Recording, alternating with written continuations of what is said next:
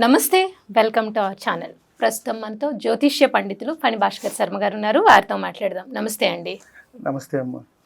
మనకి విశ్వవసు నామ సంవత్సరం వస్తుందండి. సో విశ్వవసు నామ సంవత్సరంలో మేషాది ద్వాదశ రాశులకు ఎలా ఉంటుంది, అలాగే వారు పాటించాల్సిన పరిహారాలతో పాటు అసలు గ్రహస్థితి ఎలా ఉంది, గ్రహ సంచారం, గ్రహస్థితి, ఆదాయ వ్యయాలు కూడా ఎలా ఉన్నాయో ఒక్కసారి చెప్పండి. శ్రీ గురుభ్యో నమః, శ్రీమాత్రే నమః. నమస్కారం అమ్మ.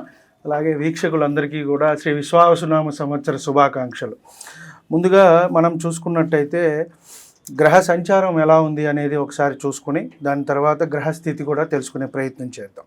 ముఖ్యంగా మనకి గ్రహ సంచారం వచ్చి మే 14 రాత్రికి ఏవైతే 15 మనకి గురువు మేషం వృషభం నుంచి మిథునంలోకి సంచరిస్తారు. అలాగే మనకి శని భగవానుడు వచ్చి రేపు మార్చి 30వ తారీఖు కుంభం నుంచి మీనంలోకి సంచారం జరుగుతుంది.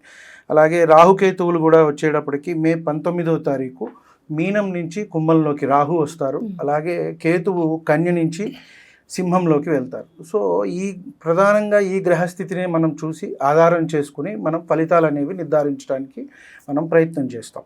ముఖ్యంగా ఎలా ఉంటుంది, ఏ రాశి వారికి ఎలా ఉంటుంది, వారికి నడిచే ముఖ్యంగా మహర్దశ అనేది ముఖ్యమండి. ఇది ఏమిటి అంటే గోచార ఫలితాలు, గ్రహ సంచారము అనేది మనం చూసుకుంటాం. ప్రతి గ్రహం కూడా ఒక నిర్దిష్టమైన సమయంలో కాలం తిరుగుతూ ఉంటుంది. రవి కానివ్వండి, రాహు కానివ్వండి, గురువు కానీ అతి ఎక్కువగా తిరిగేది వచ్చేటప్పటికి 2.5 సంవత్సరాలు శని భగవానుడు ఒక్కొక్క దాంట్లో. కాబట్టి ఈ సంచారం మనకి మార్చి 30వ తారీఖు 2020 నుంచి 2027 చివరి వరకు కూడా మీనరాశిలోనే ఉంటారు. మనం ఇప్పుడు గ్రహస్థితి గురించి తెలుసుకున్నట్టయితే మనకి ఉగాది రోజు మార్చి 30వ తారీఖు మనకి ఉగాది అనేది రావటం జరిగింది. వృషభంలో గురువు, మిథునంలో కుజుడు, కన్యలో కేతువు, తక్కిన 6 గ్రహాలు కూడా మనకి మీనంలోనే ఉన్నాయమ్మ. ఇవి వచ్చేటప్పటికి దీన్ని షష్టగ్రహ కూటమి అని కూడా మనం చెప్పుకుంటున్నాము. ఇది ఉగాది రోజే రావటం కూడా జరుగుతుంది. ఉగాది, షష్టగ్రహ కూటమి, అలాగే శని భగవానుడు కూడా మారుతున్నాడు.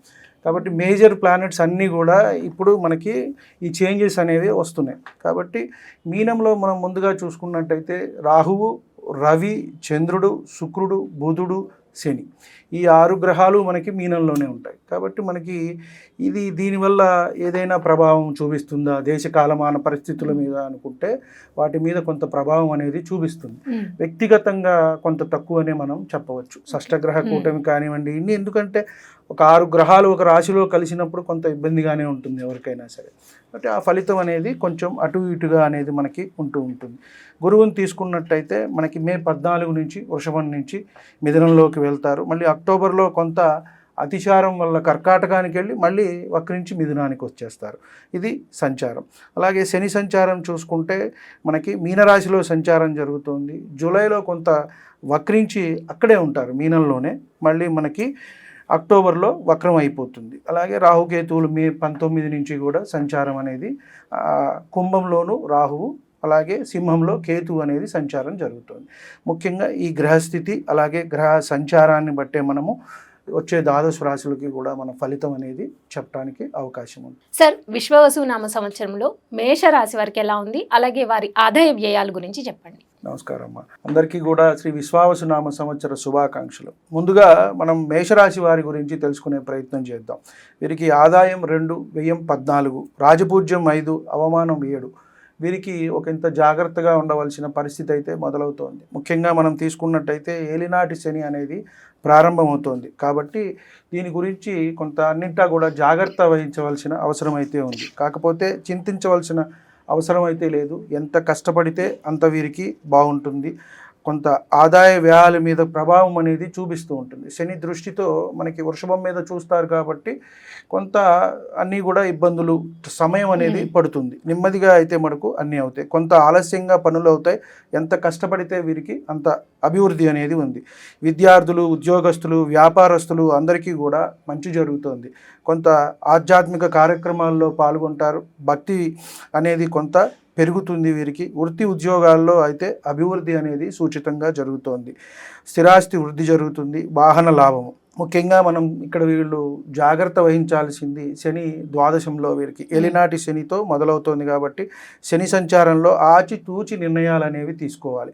అంటే మనం కొత్త పెట్టుబడులు ఏమన్నా పెడుతున్నాం అనుకోండి, ఈ విషయాలు కానీ లేదా ఇల్లు కొంటున్నాం, 1-2 సార్లు మనకి లోన్లు అవి అన్నీ అడ్జస్ట్ అవుతాయా లేదా, పిల్లలు చదువులు ఇవన్నీ, కాబట్టి 1-2 సార్లు ఆలోచించుకుని ముందుకు వెళ్ళాలి. కాబట్టి ధన విషయాల్లో కొంత ఇబ్బంది వస్తుంది. అన్ని విషయాల్లో కూడా క్రమశిక్షణ అనేది అవసరం. ఆరోగ్య సమస్యలు తలెత్తే అవకాశం ఉంది. అలాగే ఇక్కడ పిల్లల్లో విదేశీ అవకాశం అనేది వచ్చే అవకాశం ఉంది. కొంతమంది పిల్లలు అంటే ఇంట్లో వాళ్ళు ఫారిన్ వెళ్ళే అవకాశం అయితే కనబడుతోంది. వీరికి కొంత గురుబలం అనేది మనకి మే నుంచి కొంత తగ్గుతుంది. ఇప్పుడు ఉగాది మనకి మార్చిలో వస్తుంది, ఒక 45 రోజులు అయితే బాగుంటుంది. ఆ తర్వాత మే నుంచి మనకి సంచారం మే 15 ఏదైతే సరస్వతి నది పుష్కరాలు కూడా ఆ రోజు నుంచే మొదలవుతాయి. మనకి గురువు ఎప్పుడైతే ఒక రాశి నుంచి ఒక రాశి మిథునంలోకి వెళ్తారో అక్కడి నుంచి వీరికి గురుబలం అనేది కొంత తగ్గుతుంది. ప్రతి పని కొంత వాయిదా వేయటం అనేది జరుగుతూ ఉంటుంది. చేద్దాంలే చూద్దాంలే అంటే ఏంటంటే శని ఆ ప్రభావం అనేది మొదలైనప్పుడు మనకి కొంత ఆ జాప్యము ఇవన్నీ అంటే బద్ధకం అనేది ఒక ఇంత మనకి మనిషికి ఆవహిస్తుంది. అది మనకి మళ్ళీ ద్వితీయ స్థానం మీద చూస్తుంది, ధనము కుటుంబము ఇవన్నీ. కాబట్టి మాట్లాడేటప్పుడు జాగ్రత్తగా మాట్లాడటము, ధనాలు కూడా మనం చూసి ఆచితూచి ఖర్చు పెట్టుకోవడం, ఎక్కడ ఇన్వెస్ట్ చేయాలి, ఉదాహరణకి ఏమన్నా షేర్స్లో ఇన్వెస్ట్ చేసినట్టయితే కొంత వీరికి ఇబ్బందిగా ఉంటుంది. చాలా టైం కూడా పడుతుంది రిటర్న్స్ రావాలంటే, అది కాస్త జాగ్రత్తగా ఉండాలి. కాబట్టి ఉద్యోగంలో అధికారులు వల్ల కొంత ఇబ్బంది అనేది వీరికి కనబడుతోంది. ఆగ్రహం కొంచెం ఉండేటట్టుగా కనబడుతోంది వారికి. కాబట్టి అధికారులు ఆగ్రహానికి గురి అవుతారు. స్నేహితులు తోబుట్టువుల సహకారం అయితే ఉంటుంది. వైవాహిక జీవితం బాగుంటుంది. సమస్యలతో ఏమన్నా ఇప్పుడు కొంత ఉన్నా కూడా అవన్నీ కూడా తొలగిపోయే అవకాశం ఉంది. సంతానాభివృద్ధి, భార్యాభర్తల అన్యోన్యత కూడా బాగుంది. రాహు సంచారం అయితే కనుక వీరికి శుభసూచకంగా ఉంది. మీనం వ్యయం నుంచి 11లోకి వస్తుంది కాబట్టి లాభంలో ఒక గ్రహ సంచారం చేయటం అనేది ఎంతైనా మంచిది. కాబట్టి విదేశీ వ్యవహారాలు బాగుంటాయి. అక్కడి నుంచి ఏమన్నా డబ్బులు ఏమన్నా వచ్చే అవకాశం ఉంది. అంటే అక్కడ అన్నదమ్ములు అక్క చెల్లెలు వాళ్ళ ద్వారా కానివ్వండి, ఇంపోర్ట్స్ ఎక్స్పోర్ట్స్ చేసుకునే వాళ్ళు కానివ్వండి, వీళ్ళకి అంతా కొంత లాభం ఉంది అని మనం చెప్పవచ్చు. ఆకస్మిక ధనలాభాలు ఉన్నాయి. కొన్ని సమస్యలు కూడా తీరుతాయి. ఆర్థిక పరిస్థితి అయితే కనుక బాగుంటుంది. మొత్తం మీద వీరికి చూసుకున్నట్టయితే కొంత జాగ్రత్త అనేది అవసరము. ఏలినాటి శని ప్రారంభమవుతోంది కాబట్టి అన్నింటా కూడా జాగ్రత్తగా ముందుకు వెళ్ళవలసిన ఇదైతే ఉంది. ఎందువల్ల అంటే స్టార్ట్ అవటమే కొంతమంది ఇమ్మీడియట్గా ఎఫెక్ట్ జరుగుతుంది. వాళ్ళకి దశ మహర్దశలు కూడా అనుకూలంగా ఉన్నాయనుకోండి, పర్వాలేదు. వారికి నడిచే వ్యక్తిగత జాతక పరిశీలన కూడా చేసుకుని వాళ్ళు దానికి దీనికి సమన్వయం చేసుకుంటూ ముందుకు వెళ్ళినట్టయితే పెద్దగా ఇబ్బంది ఉండదు. మనం చూసుకుంటే అన్ని రకాల వారికి కూడా బాగుంది. వ్యాపారస్తులకి సానుకూల ఫలితాలు ఉన్నాయి. వ్యవసాయదారులకు కూడా లాభాలు అనేవి వస్తాయి. అలాగే సంతానానికి కొంత ఆరోగ్య విషయాల్లో జాగ్రత్త ఉండటం అవసరం. వాళ్ళు చెడు అలవాట్లు సావాసాలకు లోనయ్యే అవకాశం కనబడుతుంది. కాబట్టి మేషరాశి వారు కొంత పిల్లల మీద శ్రద్ధ అనేది పెట్టాల్సిన అవసరం అయితే వీరికి కనబడుతోంది. ఎంతైనా గురు సంచారము, శని సంచారము, రాహుకేతువులు మనకి మేజర్ ప్లానెట్ సంచారం చూసుకున్నట్టయితే కొంత జాగ్రత్తగా వెళ్ళినట్టయితే వీరికి మిశ్రమ ఫలితాలే సూచిస్తున్నాయి. అన్నింటా జాగ్రత్త అనేది చెప్పదగ్గ సూచన. అయితే మేషరాశి వారికి కలిసి వచ్చే రంగు, అదృష్ట సంఖ్య, ఏ రత్నం ధరిస్తే మంచిది, వారు పాటించాల్సిన పరిహారాలు? ఎందుకంటే మీరు చెప్పారు వారికి శని మహర్దశ స్టార్ట్ అవుతుంది అని. సో కాబట్టి ఆదాయ వ్యయాలు కూడా చాలా డిఫరెన్స్ చెప్పారు మీరు. సో దానికి తగ్గట్టు అదే కదండి, 2 వ్యయం 14. కాబట్టి మనకు వచ్చిన దానికంటే ఖర్చు ఎక్కువగా కనిపిస్తుంది. అది వీరికి అదృష్ట సంఖ్య 9 అమ్మ. ఎరుపు రంగు వీరికి మంచిది. కాబట్టి ఏదైనా క్లాత్ లాగా మన ఖర్చు పెట్టుకున్నట్టుగా కూడా మంచిది.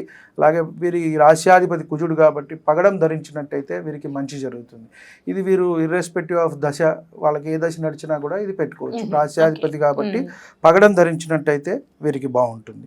పరిహారం దగ్గరికి వచ్చినట్టయితే వీరికి ఆంజనేయ స్వామి వారి ఆరాధన చేసుకున్నట్టయితే మంచి జరుగుతుంది. ఏలినాటి శని కూడా ఉంది కాబట్టి వారు చూసుకునే నెలకి ఒకసారి నువ్వులు దానంగా చేసుకోవటం, కాస్త నవగ్రహాల ప్రదక్షిణ చేసుకోవటం, అలాగే కాస్త శని భగవానుడికి నువ్వుల నూనెతో అభిషేకం చేయటం, నల్లని క్లాత్ ఉంటుంది ఆ క్లాత్ పెట్టడం, ఇవన్నీ కూడా మంచిది. కాస్త గురుబలం అనేది కూడా తగ్గుతుంది కాబట్టి గురువార నియమాలు అంటే దత్తాత్రేయ స్వామి వారు, దక్షిణామూర్తి వారు, వారి ఇష్ట దైవాన్ని వారు లేదు గురుచరిత్ర పారాయణంగా చేసుకోవటం, కాస్త శనగలు ఏమన్నా ఉన్నట్టయితే వాటిని స్వామివారికి నైవేద్యంగా పెట్టుకుని చక్కగా వచ్చిన భక్తులకి మనము వాళ్ళకి పంచిపెట్టుకున్నట్టయితే మంచి జరుగుతుంది. లేదు మనకు కుదరలేదు అంటే గుళ్ళో ఇచ్చినట్టయితే ఆ పంతులు గారు ఎవరో వచ్చిన వాళ్ళందరికీ కూడా పంచిపెడతారు. కాబట్టి ఈ పరిహారాలు కొంత పాటించినట్టయితే వీరికి మంచి జరగటానికి అవకాశం ఉంటుంది. రైట్ అండి. విశ్వావసు నామ సంవత్సరంలో మేషరాశి వారికి ఎలా ఉంది, అలాగే వారు పాటించాల్సిన పరిహారాలు, అదృష్ట సంఖ్య, కలిసి వచ్చే వర్ణం కూడా చెప్పారు. సో ఎస్పెషల్లీ ఆదాయ వ్యయాలు చాలా వ్యత్యాసం ఉంది కాబట్టి అలాగే వారు పాటించాల్సిన పరిహారాలు గురించి చాలా చక్కగా చెప్పారండి. ధన్యవాదాలండి. నమస్తే అమ్మా.